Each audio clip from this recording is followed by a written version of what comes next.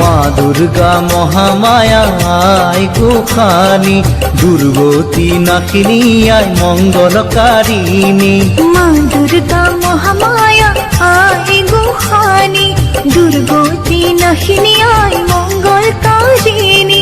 সুৰক্ষী হৈ আয়ে শিৱ গৰিলে, আকাশৰ দেৱগণে পুষ্প বৰষিলে, আকাশৰ দেৱগণে পুষ্প বৰষিলে।